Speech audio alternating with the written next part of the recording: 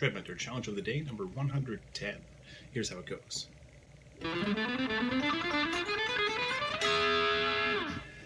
Alright, so really this is actually about the ending today. And really it's just about harmonizing your ending note using a sixth. The sixth is a really great interval because it's kind of it's a third inverted. So if you wanted to harmonize something, a lot of the time the first thing people reach for is a third. So if I'm doing like, I'll harmonize it with giving me, which is great. It's great for linear harmony. The one problem is the highest note in any harmony is the one that's the most audible. So if you want to harmonize a note without it getting kind of buried under its harmony, you can just tuck that harmony into the next lower octave, and that gives you sixths rather than thirds. All right, so that's ultimately what's going on here. It's just that one last, it's basically an E major. This is an E, and I'm using E Phrygian dominant. So in this case, 1, 2, 3, the G sharp is actually its third. I'm playing a G sharp with it, except I'm playing it in that next lower octave, and that makes all the difference because now you really hear that E a lot more. So that's a little tip in how you can kind of harmonize things.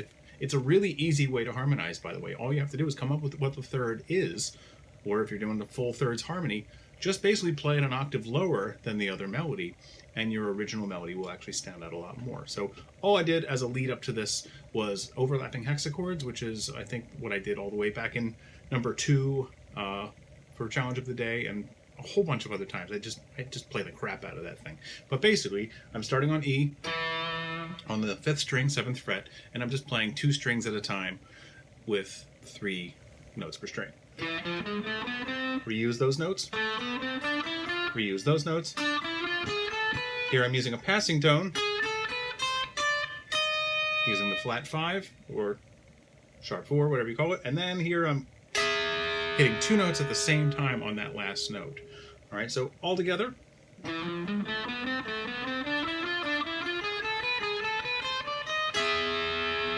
Okay, and notice I'm using a lot less distortion today.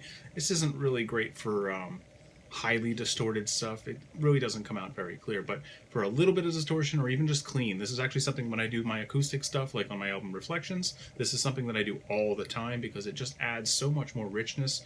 And really it's something that I kind of took away from the sort of school of thought in violin playing, really. I don't play violin, but I sure listen to a lot of violin music, and it's just a very violin-like kind of way to approach the end of a run and add some much more rich kind of ending to it.